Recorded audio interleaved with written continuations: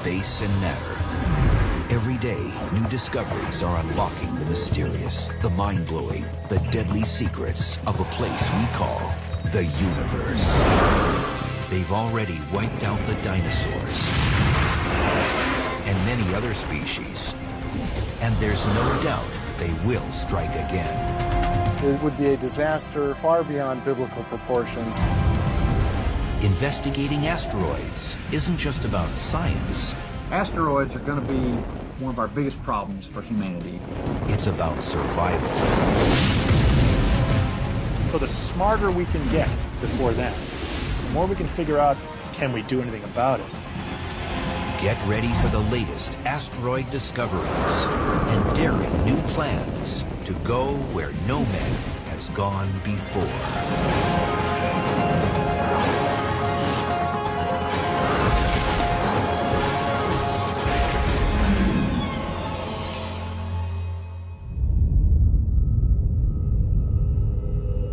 It's the year 2029, and an asteroid that scientists have been tracking for decades is passing close to Earth.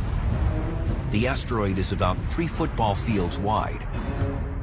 Its name is Apophis, after the ancient Egyptian god of destruction. According to the latest predictions, Apophis won't hit Earth in 2029. But as it passes through a seemingly nondescript area of space nearby, the world's scientific community goes on high alert.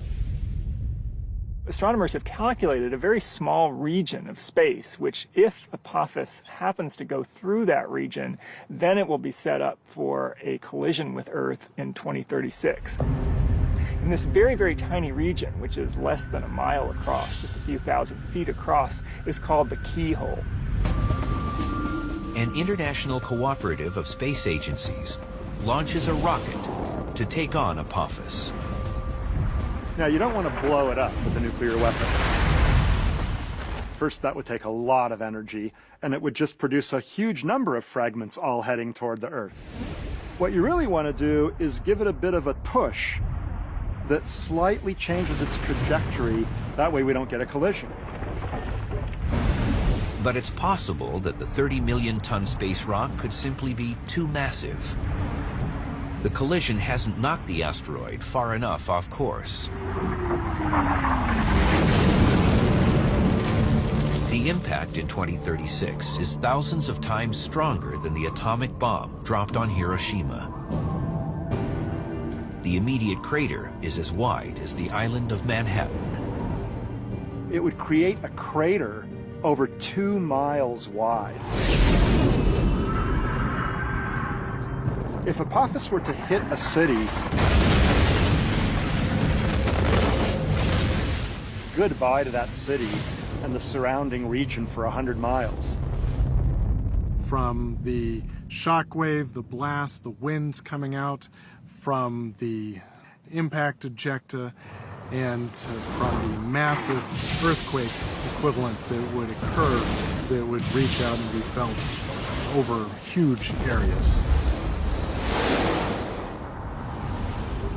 When Apophis was first discovered in 2004, the initial odds of an impact were about 1 in 37. But those odds have been dropping over the years, as scientists have obtained a better look at its path. You can make the analogy that the orbit determination process is similar to predicting hurricanes. When a hurricane first starts out, you don't know exactly where it's going to go. And as you get more and more data in the next week or two, you can refine your predictions. And so it's very much like that with asteroids and comets. The more observations you get over time, the better you know where the object will be in the future. That's why today's odds of an Earth impact, only 1 in 250,000, are so much slimmer than the original 1 in 37 prediction. But even if Apophis doesn't hit Earth, there's no doubt that something else eventually will. It's a disaster that space agencies take very seriously. In July 2010, a NASA advisory panel recommended the creation of a planetary defense office to figure out how to detect and deflect any asteroids heading our way. We know for a fact that an asteroid is going to impact the Earth sometime in the next 1 to 10,000 years, a big one. And it's a good question as to when it's going to happen and are we going to be ready for it when it does. A seaside amusement park is an unlikely place to demonstrate how asteroids and comets speed around our corner of the universe. But an arcade attraction here actually reveals a lot about these deadly objects. Our solar system is kind of like a shooting gallery. Asteroids and comets can occasionally hit planets and moons, creating gigantic impact craters. Now, the bigger objects present a larger cross-sectional area, so they're easier to hit. In this case, I actually have to hit these little bullseyes, which are all about the same size, but imagine that the man over there is Jupiter. He's big, and the chipmunk might be the Earth, smaller, and these ants might be our moon, even smaller. So Jupiter is pretty easy to hit. Earth, the chipmunk, is harder to hit. It's a smaller cross-sectional area. Ah, there it goes. Earth was hit. The ants are small, so they're even harder to hit. Most of the asteroids miss. Only occasionally do they hit. But unlike the shooting gallery, where the bullets, or in this case flashes of light, always travel in straight lines, asteroids and comets curve toward their targets. Jupiter tends to draw in the asteroids and comets through its gravity. So it's kind of like if I start with my aim way over there, Jupiter pulls the barrel of the rifle toward it, giving me a direct hit. Since Earth is much less massive than Jupiter, its lower gravity doesn't draw in as many asteroids. And the Moon, with only a fraction of Earth's gravity, attracts even fewer. But as the Moon's crater-pocked surface illustrates, infrequent asteroid impacts over a long period of time still means plenty of destruction. Jupiter's ability to pull in comets and asteroids has been on display a lot recently. In 1994, the Shoemaker-Levy 9 comet fragments pounded Jupiter. Scientists thought this kind of large impact was a rare event, something to be seen once every few hundred years. But then another comet or asteroid hit in July 2009. It created a large dark spot and a fireball as large as the Earth. Seeing two different sets of impactors hitting Jupiter only 15 years apart gives some indication that the solar system might even be busier than we thought. Then, in June 2010, a third object hit Jupiter, with an amateur astronomer capturing the moment of impact. Would this force scientists to change their estimates and acknowledge that Jupiter is hit by large objects much more often than every few hundred years? I think that there's not necessarily many more than we thought before. And that's because the object that hit in 2009 was smaller than Comet Shoemaker-Levy 9. And there are many, many more small objects flying around there than there are large objects. But information about any type of impact, large or small, is always helpful. To understand the impact hazard on Earth, we need to understand the asteroid population, their orbits. So every piece of information, even if it's understanding how often they hit Jupiter or out in the Jupiter region, contributes to our understanding of the overall population of objects in the solar system and how concerned we need to be about Earth impact. The major source of that population is the main asteroid belt between Mars and Jupiter. That's where the strong gravitational pull of Jupiter has kept millions of smaller rocks from becoming another planet.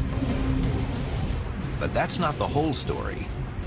So we think of asteroids as those things that just live in the belt between Mars and Jupiter, because that's historically where most of them were found at first. But in fact, there are asteroids that travel way out past Jupiter. There are asteroids that come close to the Sun, asteroids that come close to Earth.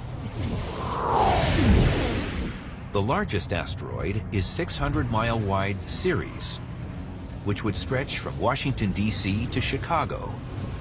It's so large that it makes up about 1/3 of the total mass in the asteroid belt.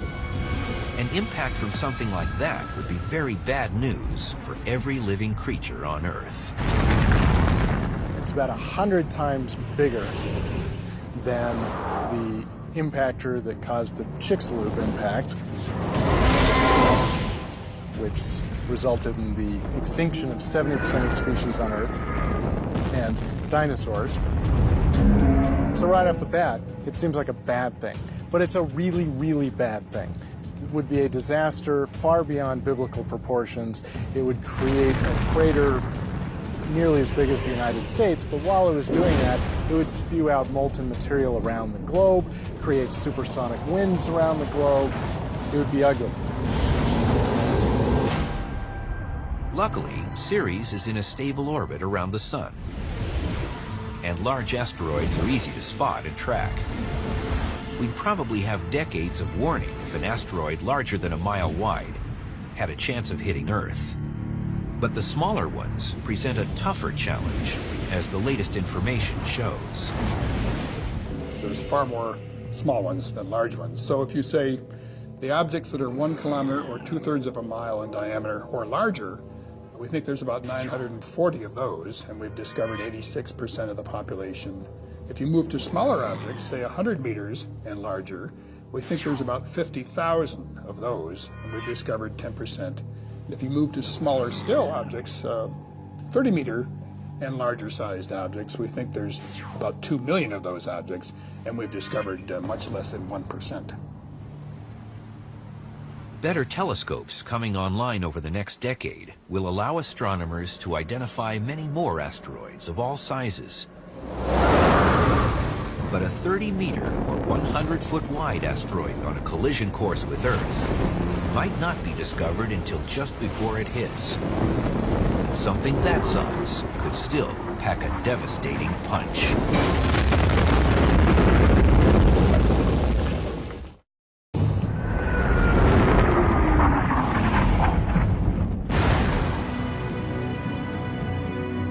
Earth is covered with evidence of past collisions with asteroids.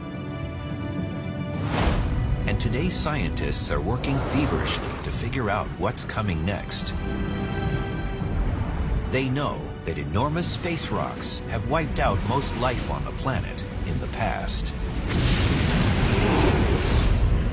The good news is that they don't hit very often. It's measured in many millions or tens of millions of years, and they're big enough that through our observations we know where those objects are, so it have long lead time and warning. It's actually the smaller ones that are the bigger risk because they happen more often and they're harder to find.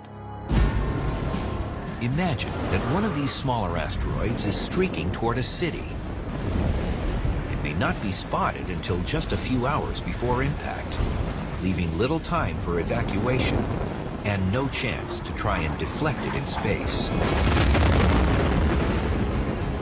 If it's about 100 feet wide on impact, then it will hit with the energy of a 5-megaton nuclear blast, 400 times more powerful than the atomic bomb dropped on Hiroshima.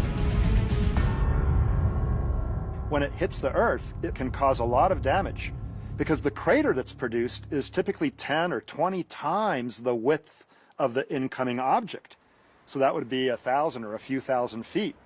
And many miles surrounding the impact region are affected by all the debris that gets ejected.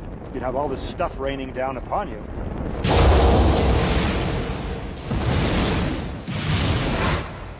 But even if the asteroid hit hundreds of miles from the city, it could still create chaos for the millions of people living there. The food supply for the city residents could be drastically altered if the asteroid hit a major agricultural area nearby. not only would all of the humans there be very likely dead, but it would sear hundreds of square miles of the growing lands. It would destroy all the current crops, and it would render the area pretty unusable for quite a period of time. And smaller asteroids don't even need to impact the ground to cause widespread destruction. In 1908, an airburst from an asteroid that broke apart in the atmosphere leveled an estimated 80 million trees over hundreds of square miles near the Tunguska River in Siberia. When an asteroid or a comet is coming toward the Earth, it first encounters the atmosphere, and it squeezes it, it compresses it, and that pressure causes the asteroid or comet to explode. That explosion then spreads the energy over a vast region of the ground below it. So these atmospheric airbursts are very dangerous as well. But the rock that caused all of that destruction may have been even smaller than first thought. When it hit the atmosphere, the Tunguska object may have been only a few dozens of yards across, instead of hundreds of yards, as originally estimated. At first, it may seem like a good thing, Tunguska smaller than we thought, but it's actually a bad thing for our future predictions, because there are more smaller objects than larger ones. So if a small object can cause that much damage, then that means it's going to happen more often than if it were a big object. We may have that impact for every few hundred years instead of every few thousand years.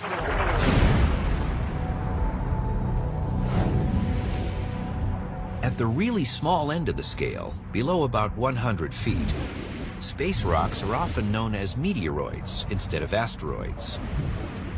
Shooting stars are caused by meteoroids burning up in the atmosphere. They're sometimes captured by amateur cameras, with some small chunks hitting the ground or even cars or buildings. In fact, the Earth's atmosphere is pelted with objects from outer space far more often than most people realize.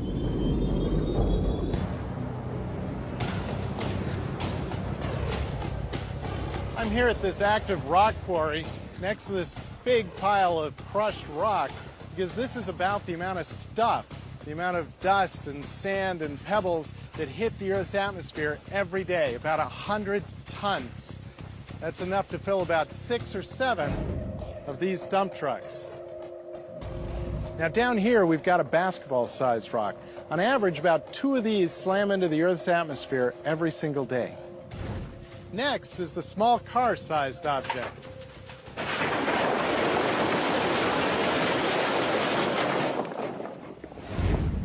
Imagine this pile of rocks as one object slamming into the Earth's atmosphere, about the size of a small car. This happens about once every 2 weeks, but even something this big is probably going to burn up completely before reaching the Earth's surface. For a typical object hitting the Earth's atmosphere, it needs to be at least 100 feet in diameter to actually do serious damage to the surface. Now 100 feet is a really big rock. That's like going from the front of the dump truck over there all the way to that orange cone over there. At the other end of the spectrum is Earth's largest confirmed impact crater. Located in Vredefort, South Africa, it stretches more than 180 miles across and drastically changed the ancient Earth when it hit about 2 billion years ago. It would have sent a sheet of material into space, which would then have come back and impacted on the Earth, ignited fires if there was anything to burn, and the climactic effects from that impact would have lasted for decades. The oceans would have been completely acidified, there would have been tons and tons of soot up in the atmosphere, and so that is something that we really would not want to see happen. For the primitive life on Earth at the time, it was a major extinction event, with a crater more than 1.5 times larger than the one that wiped out the dinosaurs. The South African crater wasn't discovered until the 1990s, since most of its features had eroded in the last 2 billion years. but photos from space revealed its existence. A hilly region in the center of the deep crater initially had scientists thinking that there'd been volcanic activity in the area. But it's actually what's known as a central rebound peak, a distinctive feature for craters about 100 miles wide or larger. As you get to larger sizes, the energy of the impactor is so high that when it comes in, the rock essentially acts like it has no strength. Then what you get is something very much like when you drop a pebble in water and you see that rebound peak as the water fills in, comes back up. But since it is rock, it then solidifies. And we see lots of these central peaks on the moon and elsewhere in the solar system. But there are other large asteroids that have hit much more recently. Even more recently than the dinosaur-killing asteroid from 65 million years ago. 30 million years later, another massive asteroid pummeled the east coast of America and helped form what is now Chesapeake Bay.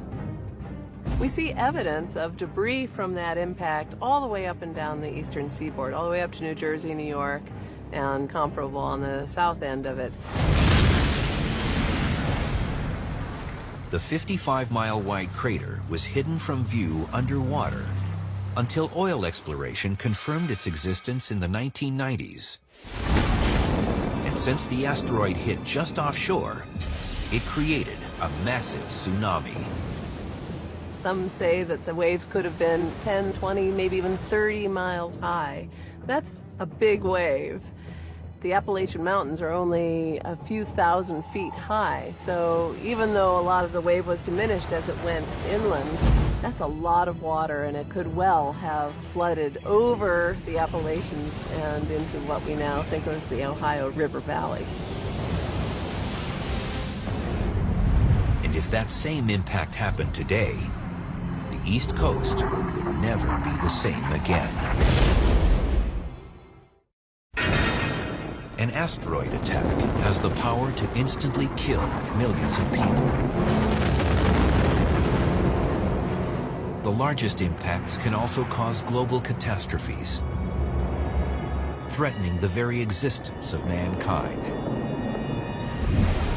That's why the study of asteroids is one of science's highest priorities. 35 million years ago, an enormous asteroid slammed into America's east coast. The 55-mile-wide crater was hidden until recently, under Chesapeake Bay. Its effects were devastating. But what if that same impact happened today? It would wipe out the East Coast essentially through a combination of tsunamis, blast waves, thermal effects, and it would also throw out huge amounts of ejecta that would spread to great distances, igniting additional forest fires. It would be millions of people instantaneously killed or shortly after the impact. But it would have farther-reaching consequences, too, because of the overriding disruption throughout the entire region. Farming, communication, certainly our center of our government is on the East Coast. But according to recently uncovered fossil records, the 1-mile-wide Chesapeake Bay asteroid didn't seem to have the same global effects as the massive extinctions triggered by the 6-mile asteroid that killed the dinosaurs. The impact that created the Chesapeake Bay structure more than 30 million years ago was enormous, but it was still only a small fraction of the energy that was released during the impact in the Yucatan 65 million years ago. The impact was right on the threshold of providing truly global effects. Right on the threshold of what's required to make a mass extinction occur. Because of that destructive power, it's crucial to know exactly what we're dealing with. And that means getting up close and personal. In 2001, The NASA mission named NEAR was supposed to just orbit the asteroid Eros. But once it had got there and it had completed its mission objectives, the decision was made, let's try to land this thing, which is really, really fun. It's kind of old-fashioned exploration. Hey, go ahead and give it a try. So they did. The images from the approach and landing gave scientists a much more detailed look at the surface of an asteroid than they'd ever had before, with some unexpected results. One of the surprises looking at these small bodies is that they have geology. It had tectonic features and looks like it had landslides and erosion happening on its surface and impact craters all over it and boulders everywhere. And one imagines the scenario where a little asteroid comes along and hits a bigger asteroid, crashes into it, digs up a whole bunch of debris, and that slowly settles down, and these boulders just spread across the entire surface. The NEAR spacecraft even transmitted information back to Earth for about 2 weeks while on the surface. But it has lost its radio link with the Earth, and so now it's simply sitting there mute for millions of years. The asteroid explorer Hayabusa of the Japan Aerospace Exploration Agency recently one-upped NEAR. It's the first spacecraft to ever land on an asteroid and then return to Earth. It arrived in June 2010 after a 4 billion-mile round trip. As planned, most of the spacecraft burned up in the Earth's atmosphere, but the sample return capsule successfully landed in the outback of Australia. Even today, it's still unclear if minute samples are present. The careful examination of the capsule is continuing. It's a long process, but people are optimistic that we're going to get great data out of the first asteroid samples returned to Earth. To a geochemist, a couple of micrograms of material is plenty to do some detailed chemistry and mineralogy and compositional work. Even before Hayabusa returned, another asteroid mission was already underway. 3, 2, engine ignition, and liftoff. After a 2007 launch, the NASA Dawn spacecraft is on its way to 2 of the largest asteroids in the asteroid belt between Mars and Jupiter. Dawn will arrive at 320-mile-wide Vesta in 2011, orbit for a year, then reach 600-mile-wide Ceres in 2015. You couldn't find 2 asteroids more different from one another.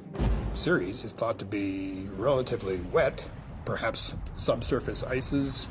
And the other one, Vesta, is thought to be the opposite. It's completely lacking in hydrated minerals or water ice.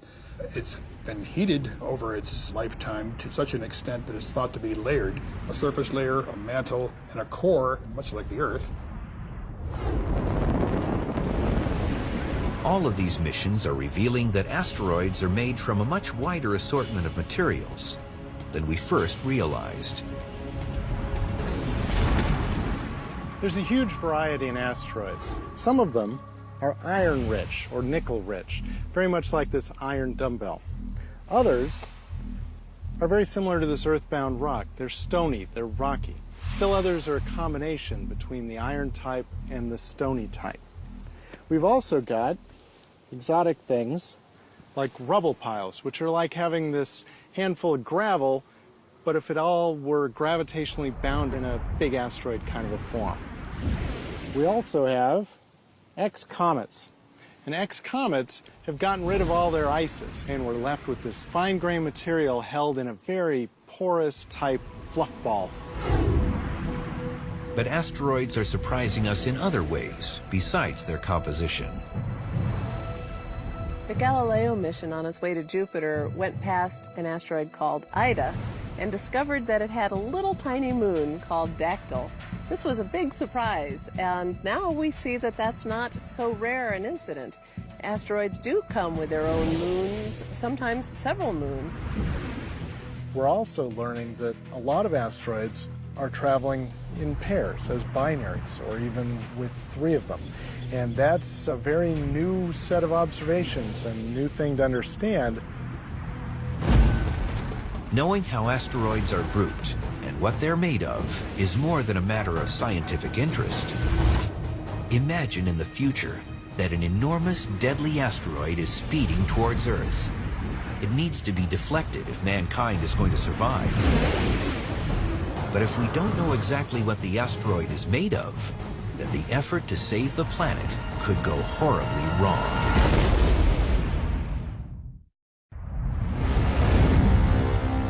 An asteroid impact can unleash more destruction than just about any other kind of natural disaster. But it's also one of the few types of nature's fury that we may be able to prevent.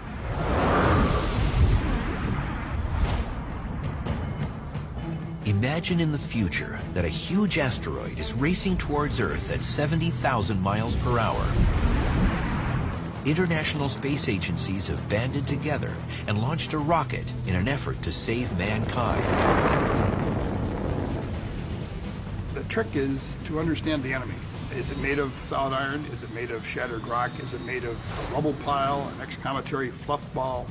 Because if you hit a slab of solid iron with a spacecraft, it's going to react far differently than an object that is a fluff ball. The asteroid turns out to be a rubble pile. It's soft enough to mostly absorb the impact of the rocket and to stay on course to collide with Earth. It's also large enough that it doesn't burn up in the atmosphere. It hits and forever changes life on our planet. This is the price we could pay if we don't learn as much as possible about the variety of asteroids in our solar system. But at least with large asteroids, we should have years or decades of warning about their approach.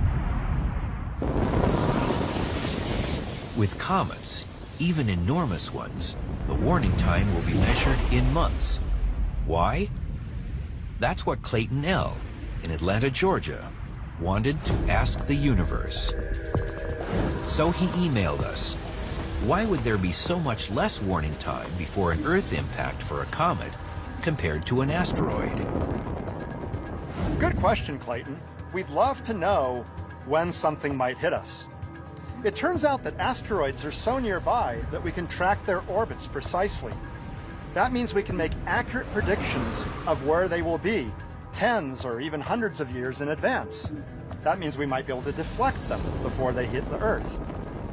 Now, a comet comes in from the outer depths of the solar system and doesn't become bright enough to see until it's maybe 6 months or a year away from hitting us. So we have very little warning. Fortunately, most of the things that potentially could hit the Earth are asteroids, not comets. And we can track the asteroids pretty accurately. The fact that asteroids have a much greater chance of destroying life on Earth sometime in the future is one of the main reasons why studying them with unmanned missions is so important. But in April 2010, U.S. President Barack Obama announced an even bigger challenge. By 2025, we expect new spacecraft designed for long journeys to allow us to begin the first ever crewed missions beyond the moon into deep space. So we'll start by sending astronauts to an asteroid for the first time in history. In my experience as a college teacher, the younger generations, they want to go beyond. Yeah, my grandparents went to the moon. You know, let's go beyond. And so that was an inspiring part of the president's message, that we need to get NASA back into the business of deep space. A manned mission to an asteroid will be very different from moon missions of the past.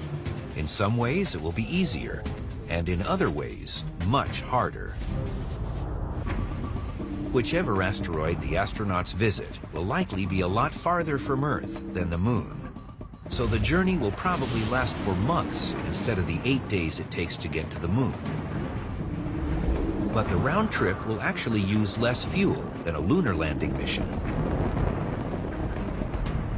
When you go to the moon, you're dealing with a body with significant gravity of its own.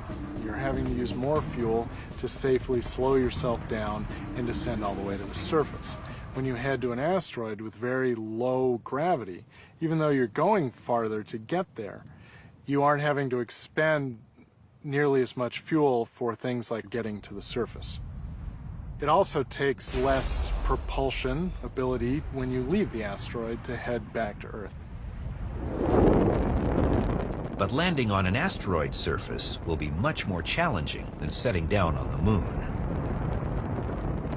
It's more like docking than it is landing. But you do have some gravity, so you have to deal with having a little bit of gravity.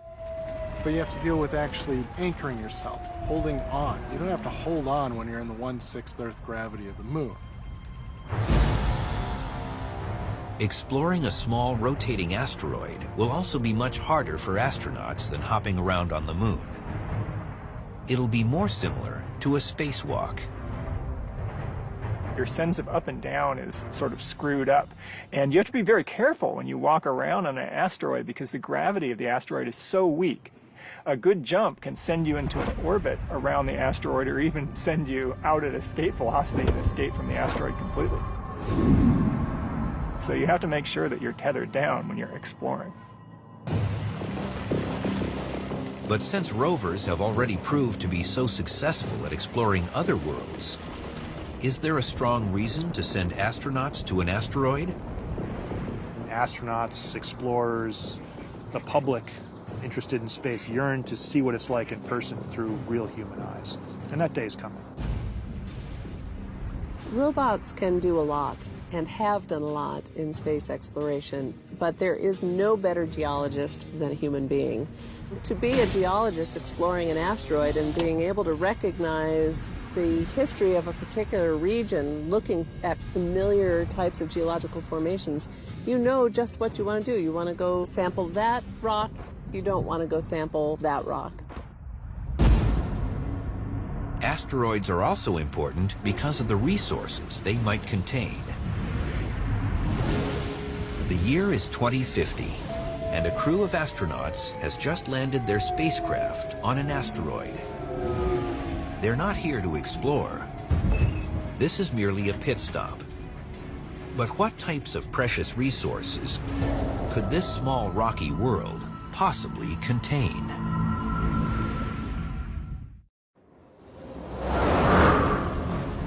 An asteroid attack can wipe out entire species, including humans. But instead of accepting that fate, scientists are trying to learn enough about them to prevent disaster. And asteroids that aren't headed towards Earth may even turn out to be helpful. One of the reasons to visit asteroids and to study them is that they may have some resources that could be useful to future human explorers. And among the most important of those would be ice, water.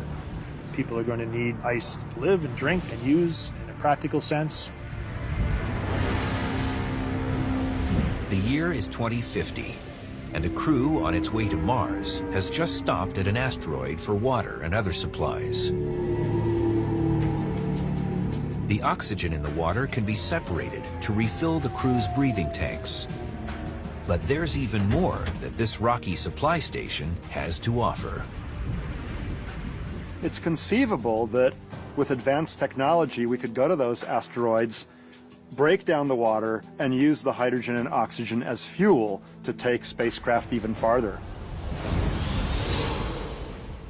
And there may even be priceless materials to bring back to Earth. Elements so rare and critical to high-tech success that they could be the cause of future wars.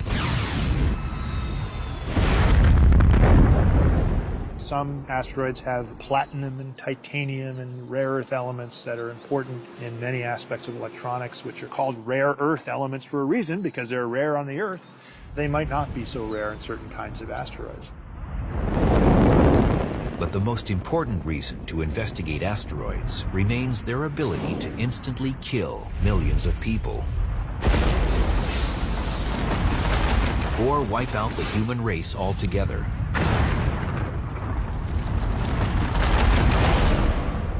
To counter this threat, NASA launched the WISE mission in December 2009.